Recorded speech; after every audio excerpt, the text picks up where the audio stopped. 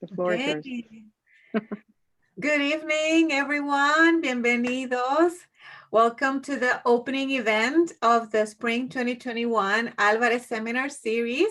Like every spring, we're very happy to have you all here to learn more about the mass world. And this year is going to be about education and inclusivity. So my name is Dr. Dania Abreu Torres, and I am the director of the Mexico, the Americas, and Spain program.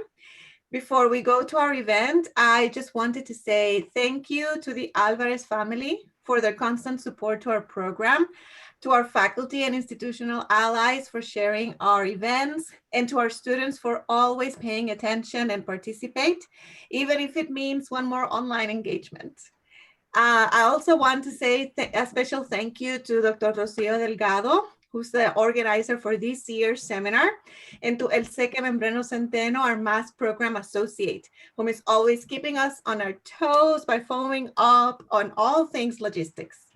So for just some final housekeeping rules, please keep your microphones on mute. If you have any questions, please do not hesitate to share them on the chat so our moderator can start organizing them. At the end of our presentation, we will have enough time for Q&A and for more conversation.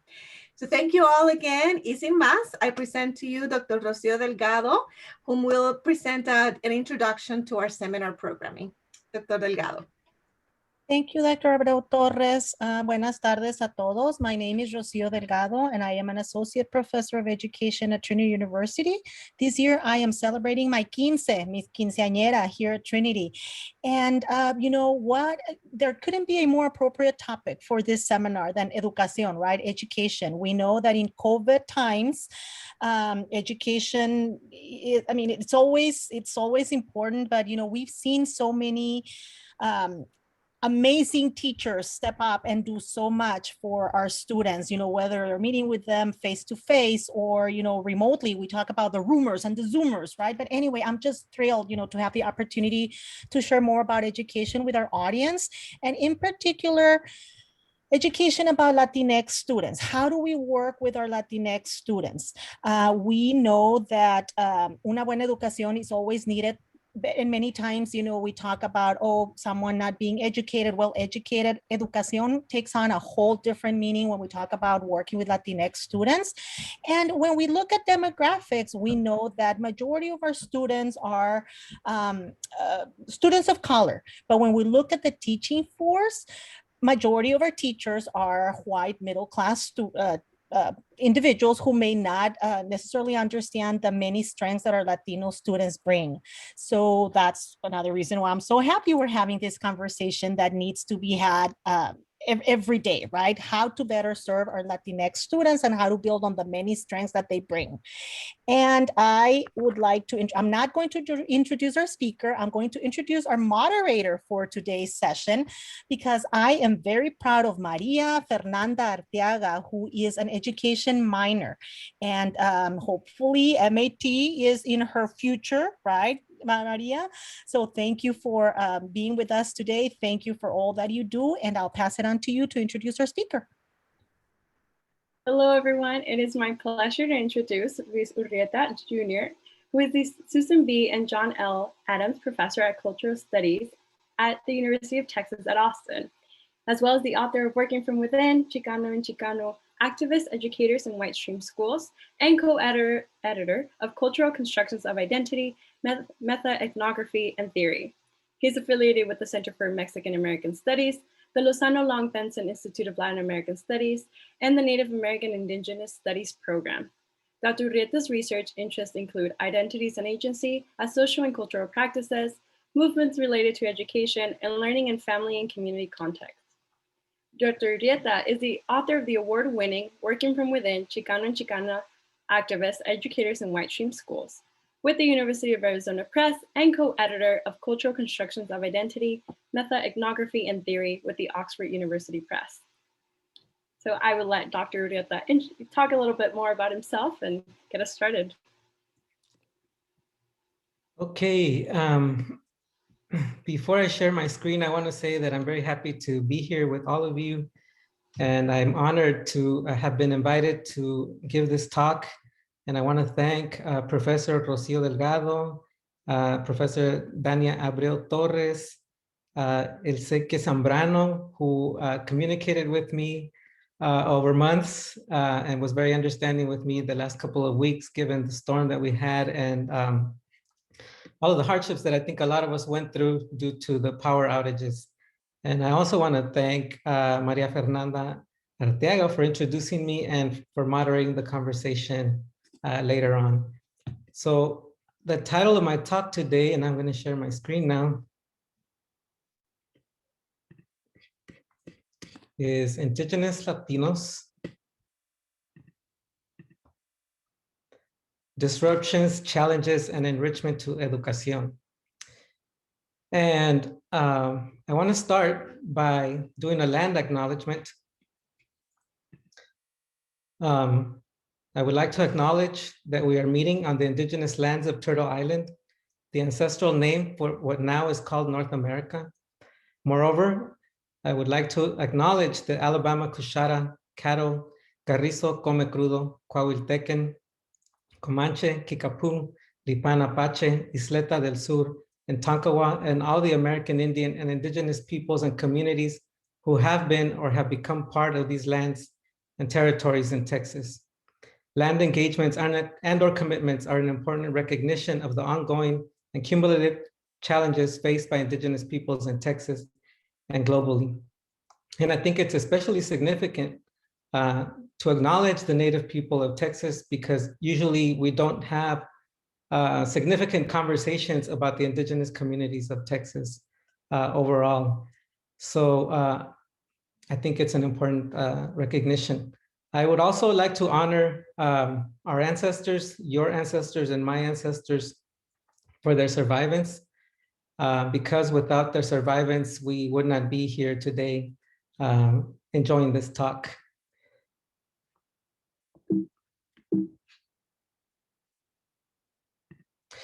And I want to share a couple of pictures with you of some of my ancestors. These are pictures of my grandparents on both my mother's side and my father's side. This picture right here is on the left-hand side is of my paternal grandparents. My grandmother, the black and white photo, Catalina, and my grandfather, Jose Refugio. My great-grandfather, Miguel, Tata Miguel, and then one of my aunts here, Leonor, who passed away about almost 3 years ago, at close to 90. And these are two teachers who were in the community in the 1950s, the Pueblo of San Miguel Nocutzepo in the state of Michoacán, as part of a research project that was carried on by the CREFAL, the Center for Literacy and Adult Alphabetization in the city of Pátzcuaro, that was sponsored by the former Mexican president, Lázaro Cárdenas. On the right-hand side is a picture of my maternal grandparents, my abuelita Jacinta, my Papa Juan here, one of my aunts in Edina, and this is my mother on a return trip from the United States.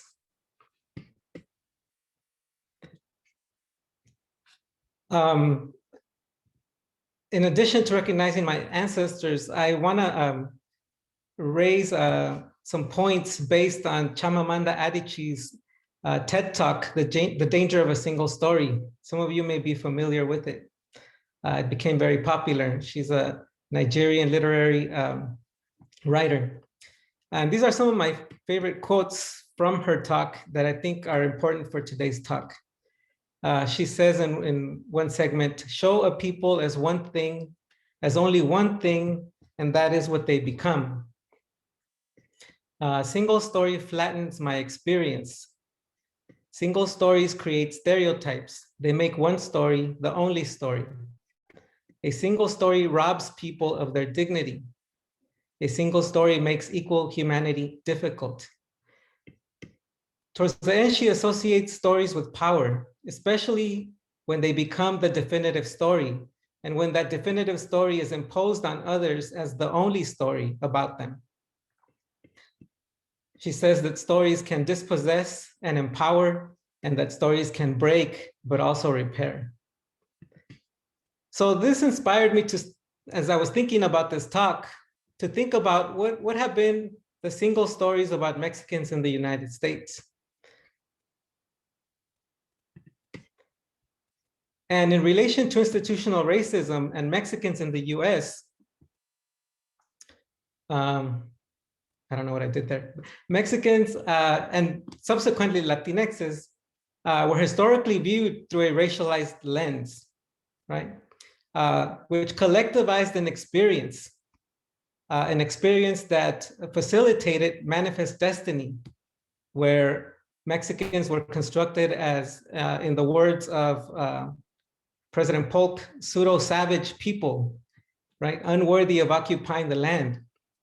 And also in the story of the Alamo as cowards, brutal people, right? Mexicans were attributed generalized racial characteristics, often inferior characteristics. So they were assumed to be the same and to have a common racial lineage, even though the majority of Mexicans are of mixed racial backgrounds. And we know this is true from the legacy of the castas, right? But in the eyes of US anti-miscegenation laws and perspectives, precisely this mixed racial background was what made them inferior. Later in the 1920s, especially through eugenicist views, Mexicans continued to be racialized and constructed as inferior people. So similar to racism, racialization is socially constructed. And Mexicans classified as other white after 1848 did not diminish that they were treated as a class apart or as second-class citizens. Again, because of these recurring single stories about this collectivized group. So because of that, Mexicans experienced individual and institutional forms of discrimination, which included residential segregation and educational segregation, segregation in schooling, which we see up until this day, right? In education specifically, they developed a deficit perspective of Mexican students, of their families, their communities, etc. And to this day, we have these single stories about Mexican families and education. One that I hear all the time is that Mexican families or Latino families don't care about education, that Mexican parents don't value education, that they're not willing to invest in education. So what are some single stories about Latinxs now? In order to explore that, I decided to look at some demographics and why they matter. And I think that it's important because a lot of times people think that through numbers, right, or through demographics, we get a more valid sense or a more precise understanding of who people are. So according to the last census, right, there were 57 million of us, or 17.6% of the total US population. In terms of numbers, California had the largest population with 15 million, followed by Texas with 10.4 million, and Florida with 4.8 million. In terms of percentages of the population, New Mexico had 48% Hispanic population, Latinx population, followed by California and Texas with 39%. So these are the states with the highest concentrations of Latinx people.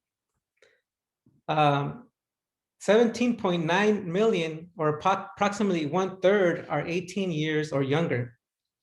14.6 million, or approximately 1/4, are between 18 and 33 years old. 6/10 are millennials, or 6 out of 10 are millennials, compared to 5 out of 10 for African Americans and Asian Americans, and compared to 4 out of 10 for whites. So we are a very youthful population. And what that means is that education is very important for us. It's very important for our community. And the way in which education is implemented, the way that we think about education for this demographic is going to have long-term future consequences. In Texas, of the 39% total population that is Latinx, 70% are US born, 30% are foreign born, and out of that, 87% are of Mexican origin. The median age is 28. For US born, it's 20, And for foreign-born, it's 41. So contrary to what most people think, the majority of the population is very young and is US born. And compared to 41 median age for whites and 33 for African Americans. In terms of median income, we earn about 22,000 compared to 39,000 for whites and 26,000 for African Americans. 34% or 17 people 17 or younger, Latinx 17 or younger, live in poverty compared to 10% of whites and 33% of African Americans. 55% are homeowners compared to 70% of whites and 41% of African Americans. 31% are uninsured. And this clearly has come to the attention of folks given the COVID pandemic, right? And access to, or no access to healthcare, and who is being treated and not treated for this virus, compared to 11% whites and 17% African Americans. And in the 2019-2020 academic school year, Latinx students accounted for 52.8% of all students enrolled in Texas public schools. So again, as was mentioned earlier by Dr. Delgado, even though we have the majority of students in many of the large urban school districts, the majority of teachers that are teaching them are not of the same racial background. 80% of the teaching force continues to be predominantly white, female, of middle-class backgrounds from isolated communities, and monolingual and with very little exposure to diversity. So what did these numbers tell us in terms of general trends? I guess a single story we can construct from these numbers is that we have lower economic power, right? Latinos are incorporated into a segmented labor market, right? So we tend to occupy labor sectors in higher concentrations in certain labor sectors, construction being one of them. We experience residential segregation because of our access to economic power, which also leads to school segregation because there's a correlation between residential segregation and economic power.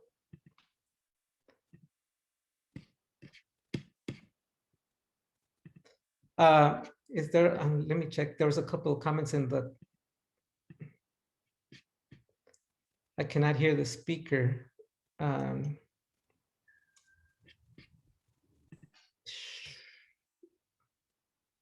Is it better now? We can hear you, Dr. Urrieta. Okay.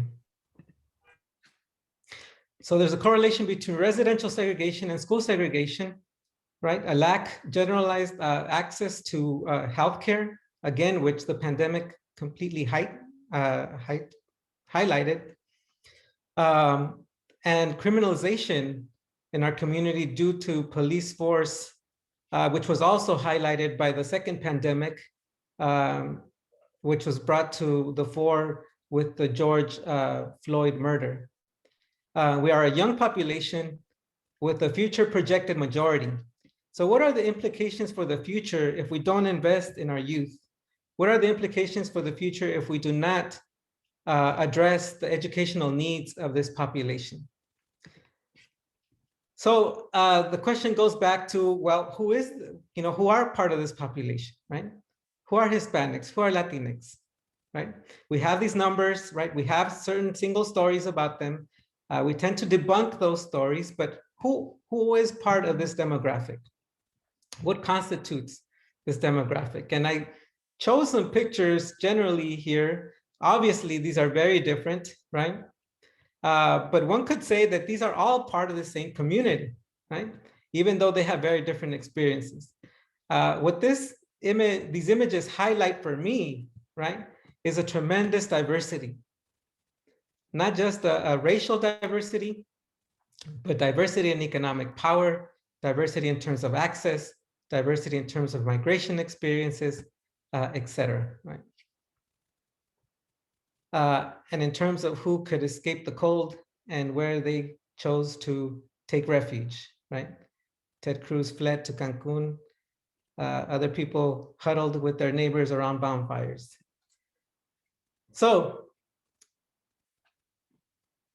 based on the picture, but on a more critical understanding of the Latinx community, we know that this is a diverse population, right?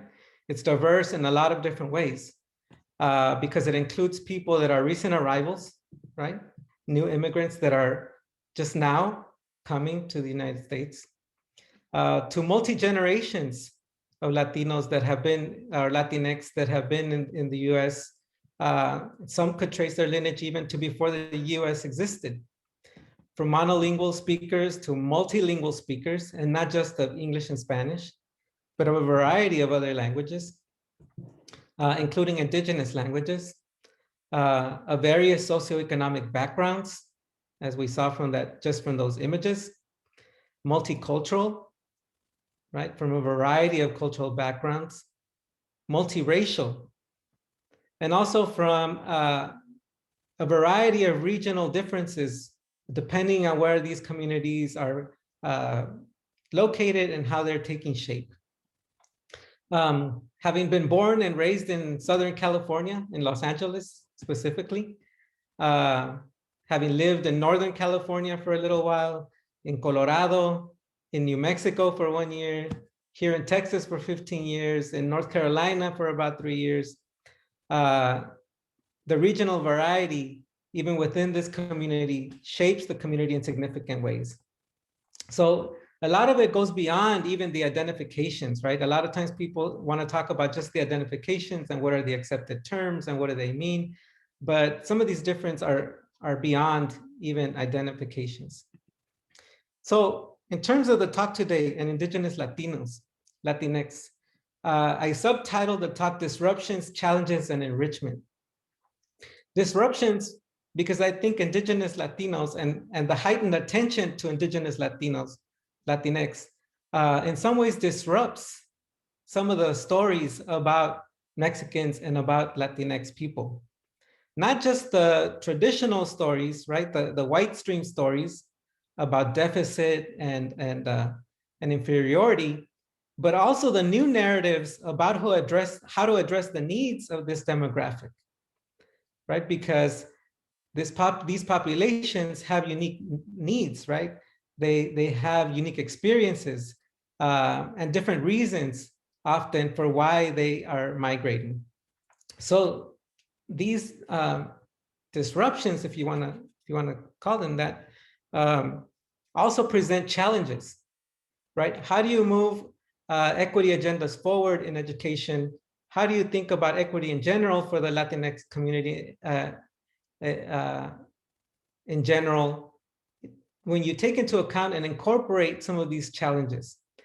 And lastly, I think it's an opportunity for tremendous enrichment, right? Because a lot of these immigrant indigenous populations and their future generations also bring with them a tremendous amount of knowledge, millennial and contemporary knowledge, not just in their adaptation to new environments, but also in their creativity for how to recreate communities in new places. So in terms of some numbers to give us an idea, it is estimated that there are between 1.2 to 1.5 million Latinx people who identify also as indigenous, or who identified Native or indigenous as part of their racial identification. Many come from Mexico and from Central America. Some of these groups include older migrations, including of braceros that came in the 1940s, 50s, and 60s, some who stayed, some who returned, or others whose children later migrated to work as agricultural workers in the United States, because what this did is it created a dependency on cheap labor in the United States, especially in the agricultural sector, that was never replaced by US Native workers, right? Never fully replaced by US Native workers. So, and notice I said Native, right? Because that's part of the discourse that I'm going to address in a bit. So the most recent attention on migrations was during the height of the unaccompanied minors, especially because a lot of the children that were coming under President Obama were children that were coming from Central America, especially from Guatemala, many who did not speak Spanish, and who needed translators in several of their different Mayan languages. There was a tension also on this issue because at least 4 or 5 cases that we know of Mayan children from Guatemala also died under the custody of Border Patrol. And sometimes some of those deaths have been attributed to the lack of communication, right? Or the lack of understanding because they didn't speak Spanish and because the Border Patrol did not have someone who could communicate with them in terms of what, either how they were feeling, if they were feeling sick, or if they needed medical treatment. Increased attention on indigenous migration also arose after we had the caravans from Central America, right? So these are communities, right, that are made up of different indigenous groups, right? From Mixtecs, Zapotecs, and Triqui from southern Mexico, from the state of Oaxaca, to different Maya communities from southern Mexico, Yucatan, Chiapas, and of course from Guatemala, Purépecha from Michoacán, which is where my family is from, Otomís, Nahuas, Soques. There are over 60 different indigenous groups in Mexico. And Mexico has the largest indigenous population in Latin America, many who still speak their indigenous languages. So a lot of times, like, again, Mexico is constructed as a mestizo nation, and these indigenous populations are also erased when we think of that context. In the city of San Antonio, as I was doing some research for this talk, it registers that there are 9.34 thousand or 0.61% of the Hispanic population identify as Native or Indigenous in your city. So, and of course, there are other urban centers, larger cities like Los Angeles, right? Houston, Chicago, and other places that have large concentrations of indigenous populations. This is a photograph of my grandfather, Refugio, that I mentioned earlier. He actually came to the US as a bracero in 1942. Then one of my uncles, one of his sons, Gabriel, came in the 1960s. And then my father came in early 1970. So some of the subsequent waves of migration actually started, from these patterns of imported labor, right? From some of these indigenous communities in central Mexico in this case. So what are some of the impact of indigenous Latinx? Well, first, they transform our notions of Latinidad and indigeneity in the United States, right? Because they challenge what Latinidad means, right? It disrupts this unified sense of collective sameness, right? And it also disrupts indigeneity because it presents another aspect of indigeneity outside of the US construction of native, right? And the state regulation of nativeness in the US, right? Because states regulate indigeneity in different contexts. It also raises questions about transnational meanings of race, place, and indigeneity, because indigeneity has different meanings in different places. So, for example, when a lot of indigenous youth that grow up here in the US from Latin American heritage are asked about their racial identification, right? They may identify as indigenous, but then it asks them for their tribal affiliation, right? Or a tribal number. But under US constructs, then they wouldn't, be identified as native, right? They would not be part of a tribal nation. So again, it raises those kinds of questions about race, place, and indigeneity. It also challenges how indigeneity is defined and constructed across multiple countries, especially as people migrate For example, let's say an indigenous group, indigenous Black group like the Garifuna, when they travel through Guatemala, when they travel through Mexico, and when they arrive in the United States, what are the multiple constructs, right, of race, place, and indigeneity that they encounter? What are the multiple contexts of colonialities that they encounter as they arrive? Indigenous Latinx also disrupt assumed language, traditions, and customs of Latinx. For example, Disney has done a great job of creating this notion that all Latinx celebrate Dia de los Muertos, right? And teachers have taken this up and they've run with it. You know, most schools now incorporate some Dia de los Muertos curriculum with their Latinx kids, right? Assuming that this is something that everybody practices, or that they practice it in the same way, right? And I'm guilty of this too. You know, I was a middle school teacher before I became a researcher, and you know, I started doing some of this Dia de los Muertos curriculum back in the late 90s. And I had a group of children who I was not aware were Jehovah's Witnesses in my class, and their parents came and they were very indignant and said that they did not want that curriculum because in their religious practices, that was not something that they saw in a good way, right? So I was also making assumptions, right, that everybody had this, you know, this assumed language, traditions, and customs. Indigenous Latinx also enrich Latinidad and indigeneity with familia and comunidad-based saberes, or knowings, or knowledges of localized indigenous communities in and across transnational migration regions and diasporic communities. So I helped to co-develop a framework to actually think about the experiences of Indigenous Latinx. And we called this the Critical Latinx Indigeneities Analytic. And this came about as a collective work between Indigenous scholars. We first met at UT Austin in 2015 and had subsequent meetings for a few years. And we've published some of this work, and I have the references there if you want to look it up. So in this Critical Latinx Indigeneities framework, what we propose is an interdisciplinary analytic that centers the lived experiences, struggles, and survivors of indigenous migrants from Latin America and their future generations, because we felt that there wasn't a framework that actually addressed these unique experiences.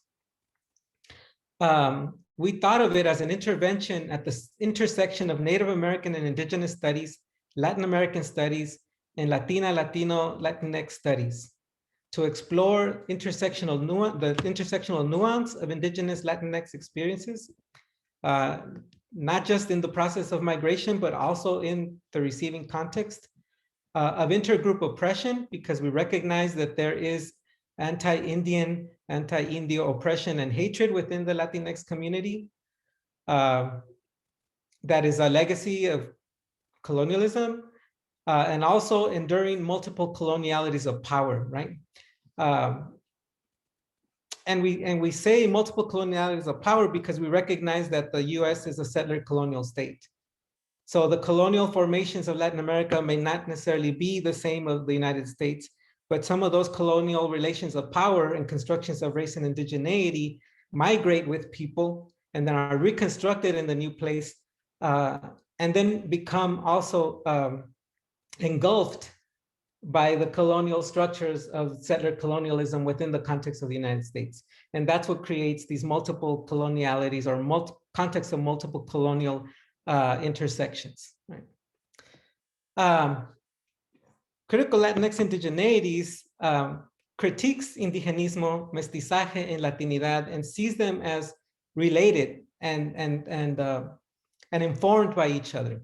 Indigenismo as the state-sponsored cultural, intellectual, and political nation-building project, which was meant to unite Mexicans in the Mexican context under an ideology of mestizaje, which glorified the Indian past while attempting to redeem the indigenous present, and was related, right, almost at arm's length with constructions of mestizaje, or a claim to racial mixture and Mexicanness, but also a project of indigenous integration and racial whitening. By extension, we see Latinidad as a dominant narrative or a single story of an imagined Latinx community often thought of as Mexican and mestizo, but that also disappears, assimilates, or overlooks Indigenous and Afro-Latinx diasporas. Until recently, I would say, right? Because Univision has actually did a good job this February paying attention to Afro-Latinidades, right? For the first time, I believe. But also how the role of Latinidad or the construction of Latinx within the US as a settler colonial state premised on indigenous erasure and land dispossession, right? So again, a context of multiple and overlapping colonialities and hybrid hegemonies that are often experienced in violent ways by indigenous Latinos. Just quickly, you probably know settler colonialism, but what are the settler grammars of schooling? Calderon identifies the settler grammars in school curricula that depict natives peoples as absent, relics of the past, and the US as a new state, a nation of European immigrants who ultimately become the true natives in America, right? And this reminds me of, Make America Great Again, right? Which implies, right, that it belongs to the natives, which are the white Americans who took up native after their erasure of indigenous people, the people whose land they took and they dispossessed, right? So the settler grammars of schooling include the myth that the nation is a nation of immigrants, which asserts that indigenous people are also immigrants and that their migration is simply part of a larger narrative of immigration. And we take this up as Latinos, right? Because we claim often our rights on this notion that we are the latest immigrants in this context of a nation of immigrants, which is problematic, right? Because it continues to erase and dispossess the native, the native tribal peoples. So white settler superiority over natives justifies the inevitable and unfortunate Indian replacement. The emptiness of natives' purposefully created absence allows settlers access to territory and to nativeness itself. The narrative being natives and owners, property, whiteness, and citizenship of a new and superior nation above all else, or American exceptionalism, right? So critical Latinx indigeneities in education specifically, what we have to learn for education, one is that indigeneity, we understand indigeneity to be complex, multi-layered, multivocal. We try to understand indigenous mobilizations across various transnational contexts, also indigeneity across migration regions, right? And that people don't stop at being indigenous just because they migrate, right? That they recreate indigeneity in different contexts. And in fact, that mobility produces new forms of indigenous consciousness sometimes. I mentioned the multiple and overlapping colonialities, the hybrid hegemonies that Blackwell proposes when these relations of power informed by colonial processes come together and are shaped into new processes of colonial formations. And also that indigenous Latinos have a relationship and responsibility to Northern tribal nations, because our analytic proposes that immigrants reenact settler colonial processes, right? Because we all come and want to stake our claim to our little piece of land, right? Which some people, of course, have a hard time thinking of themselves as settlers, right? It's like with racism, nobody wants to be racist and nobody wants to be a settler, right? But that's what we're proposing. So again, what this framework does is it proposes the recognition of Latinx intergroup diversity, that Latinx is multilingual, multivocal, that Latinx indigenous immigrants bring knowledge systems, ways of organizing learning, translocal practices and identities, youth practices and cultural cohesion for survivance and resiliency that educators need to pay attention to. And some of the examples that I have are of the formation of sports clubs, hometown associations, fiestas, the concept of comunalidad and reciprocity, Danzas, bandas are big in the Oaxaqueño communities, return visits, and other youth projects like do-it-yourself printing, etc. What are implications for education? Not all Latino students are the same, right? Know and acknowledge complex colonial histories and intersectional nuances of Indigenous Latinx experiences. Challenges Indigenous erasure. It challenges generalized approaches to curriculum and pedagogy for working with Latinx immigrant or assumed Spanish, English bilingual youth in schools, right? Especially because some youth still speak their Indigenous languages, but when they show up at school, a lot of times the assumption is that they're Spanish speakers, right? And so a lot of times they're learning in their second and third language. It encourages an interdisciplinary analysis that is critical of mestizaje and racial whitening and white privilege across borders, right? Because whiteness is also privileged in Latin American contexts.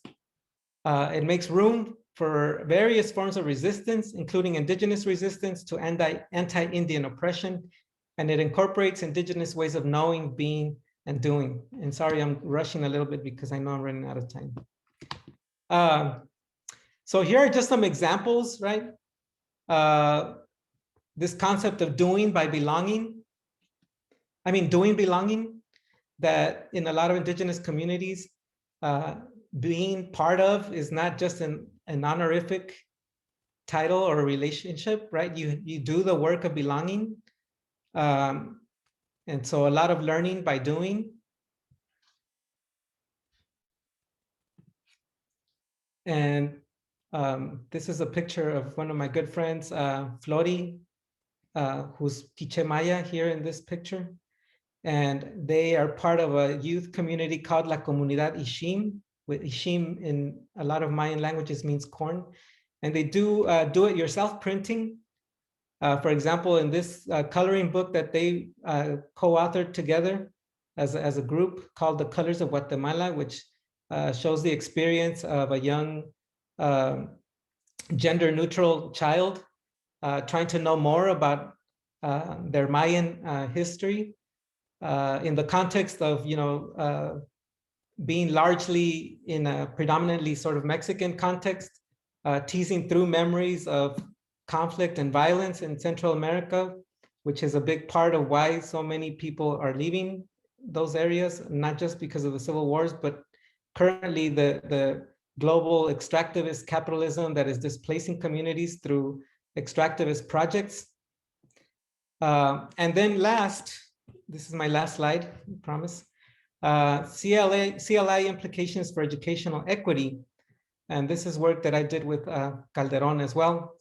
A Latinx agenda for equity must start by acknowledging that Latinx and Chicanx too are incorporated into the settler colonial structure that contributes to the dispossession of Indigenous people, that undermines tribal sovereignties. A Latinx equity agenda acknowledges we are guests on native lands and must be in relation with and accountable to the Indigenous peoples of the lands that we are on.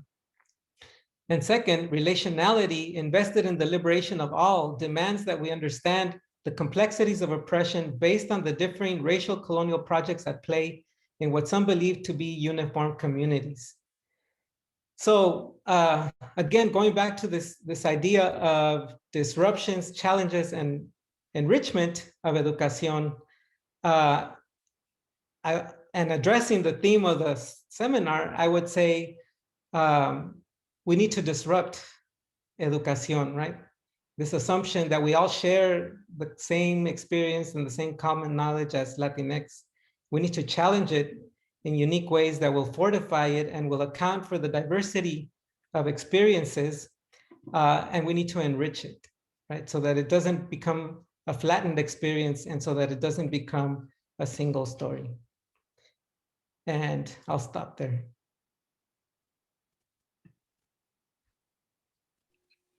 Thank you so much, Dr. Urrieta. Thank you for teaching us about education, especially with our Latinx students. We will now be taking any questions. If you want to put them in the chat or if you want to unmute, that's great too. But we can start off with one question, and it's how can someone or teachers most likely start learning more about Indigenous ways of knowing, being, and doing?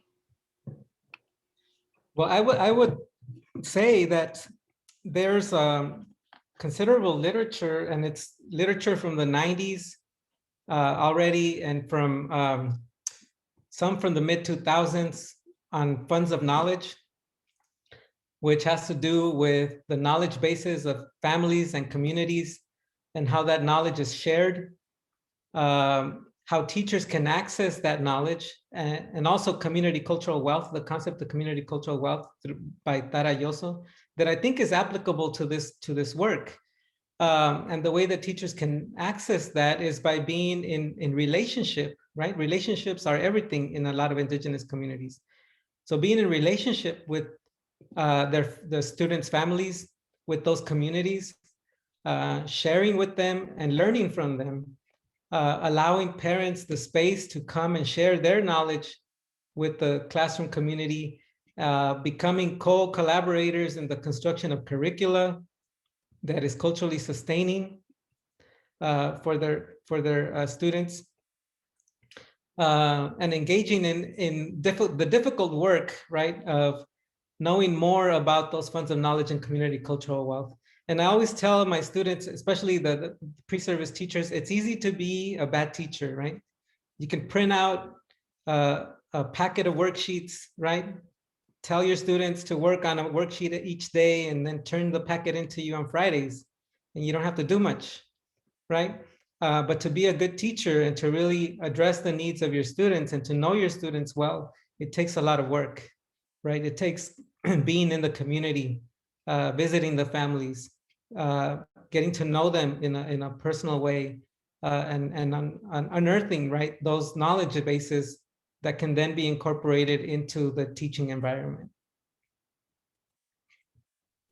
Thank you so much for your response. Another question that we have is, what type of preparation can the departments of education and universities provide to aspiring teachers in order to address that diversity in the Latinx community, you know, particularly the inclusion of Indigenous people? I think one of the most important things that I do and that we try to do generally is to have people reflect on their own internalized assumptions about communities.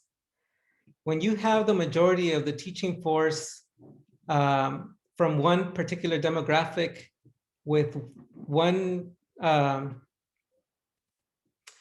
with certain characteristics, right, of their background, it's really important for them to reflect on what those assumptions are, including internalized biases, internalized racist views of communities,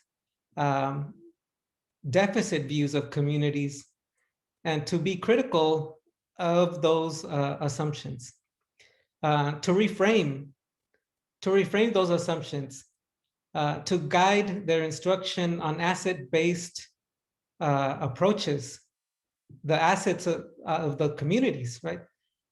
It's easy to see deficits. It's easy to see stereotypes when we want to see them, but we want to train pre-service teachers and teachers to go beyond that, right? To see the value, the richness of communities, and to always constantly be reflexive, to ask themselves critical questions, right? To learn the histories, her stories and their stories of the different communities that they work with, right? To always be disrupting assumptions. I always tell my students, never become comfortable in thinking that you have figured it all out, in thinking that you know a community, because you can always be surprised with more knowledge, right? I tell them that people who say, oh, it's all about, or I figured it all out, this is how they are, scare me. Because the more that I've read, the more that I know, the less I think I know. And I think that, I think it's important, right, to always be ready to unlearn a lot of these generalized assumptions. And a lot of it happens through these narratives of, you know, how do we approach the education of Latinx kids, right? As if there is only one type of Latinx kid. or community. And I think it's important to, right from the beginning, disrupt that, right? And say that there are different types of communities. And it's not so much sometimes about knowing the particularities of a particular community, but to be willing to be reflexive, to be willing to question, to be willing to challenge their own assumptions. And I think it's really important for teachers to know their dispositions, right? And if those dispositions are counter to equity agendas, to be ready to disrupt those dispositions. Thank you so much. I love that term of unlearning. I think it's so important. You know, we want to learn by unlearning. I don't know. I just love it. If anybody has any other questions, please feel free to raise your hand, chat them to me, or unmute yourself. We want to thank Dr. Urrieta for his commitment to being here and being patient with us as well throughout the whole winter storm. I know definitely it was a hard time for us all. Well, I know you were patient with me because we postponed this. Thank you. Yeah, thank you. Any other questions or comments? I know there's some folks here who have done some of this work. Professor Citlali Morales is here. I don't know if she wants to add anything. This is kind of like a community forum, so.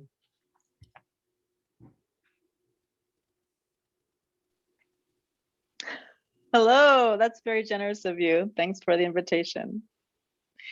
I would just like to echo some of the comments that you made at the end in terms of really understanding the particular communities of the students and the students and the families that attend the schools. So, for example, I did work in California looking at dual language schooling and learning that the students that were in the school were, of course, not just Spanish English speakers, but that some of them had the heritage language of Zapoteco, and that's not a language that I speak. And so I feel like I had to be humble with that. I can't represent the entire Latinx experience because there is not one Latinx experience. And now that I'm here in Chicago, I mean, there's of course very different communities here.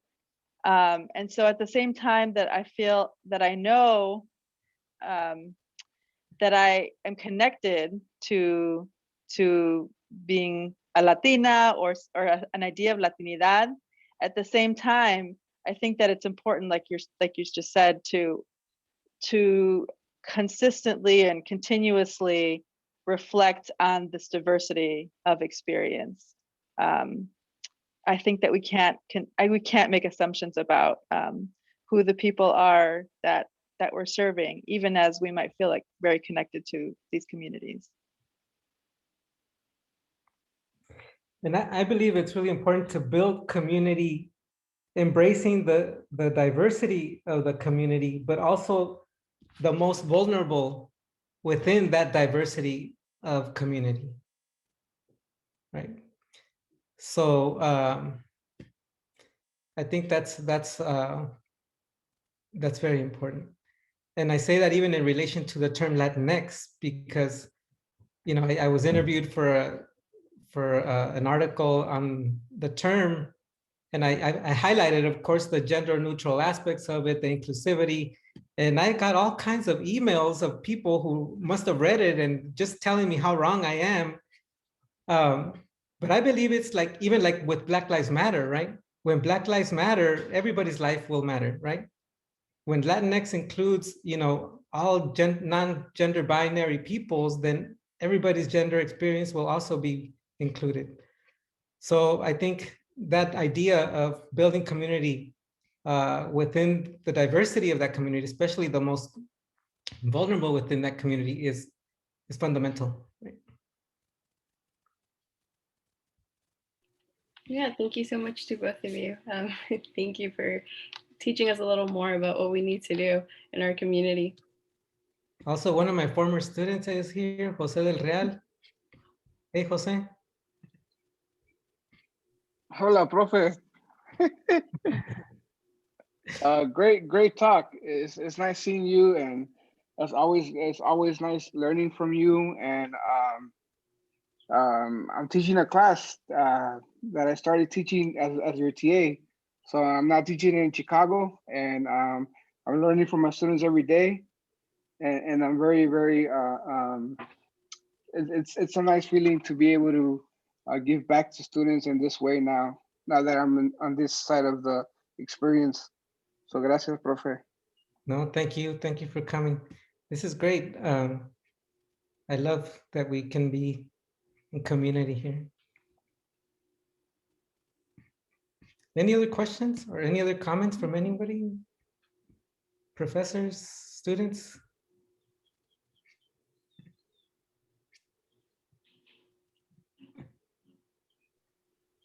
Okay, so we have one last question, and it's, does the strategies that are applied in schools to include Latinx students in all its diversity must be different depending on the demographics of the city? Again, I think that the context is fundamental, right? And we do that with this framework. We think it's so important to be able to think about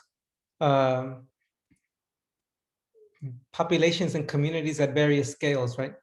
From the local scales of what the community dynamics, language, community practices are, to larger scales, right? Of how the state, the nation, et cetera, regulates the different populations and constructs stories around the different populations that are part of it. So I think that that's fundamentally important. And also in understanding the culture of the different school settings that they're in. Every classroom develops its own culture, right? And teachers play a fundamental role in the development of that culture. And also in the distribution of power within those environments. That's why I'm saying teacher dispositions, teacher biases are very important, right?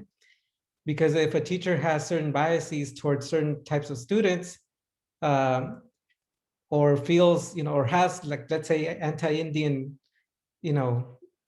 hatred, then they will enact on that as they distribute power within classrooms. So I think it's important, fundamentally, that reflexive aspect, right? That self-interrogation of one's own lenses. Thank you so much for that answer, Dr. Urrieta. Thank you so much for a very interesting presentation. Lots of things to think about. I keep thinking about knowing yourself, knowing your students, and knowing your practice. And many times as, teacher educators or pre-service, in-service teachers, we tend to jump to the pedagogy, but it's really important to take a step back or 2 steps back and think about who are we, knowing yourself. Who are you racially, ethnically, what assumptions we may be bringing into what we do. And then knowing our students is the main part, right? Building those relationships with students, knowing the student, the family, the community where they come from, and then comes the pedagogy, because we can't really be responsive unless we know who we are and who it is that we're teaching. So I just want to thank you again for being here with us tonight. I want to thank everyone for coming, and muchas gracias y adelante. Adelante a seguir haciendo un trabajo muy importante. Gracias a todos. Gracias. Thank you so much. I really enjoyed the company and being able to be with y'all. Have a good night. Bye-bye. Thank you. Thank you. Maria, thank you. Thank you so much, Maria. Don't go, because I want to take a picture, screenshot. Okay. So if we can all look at the camera, and I'll do that. Okay. Pon el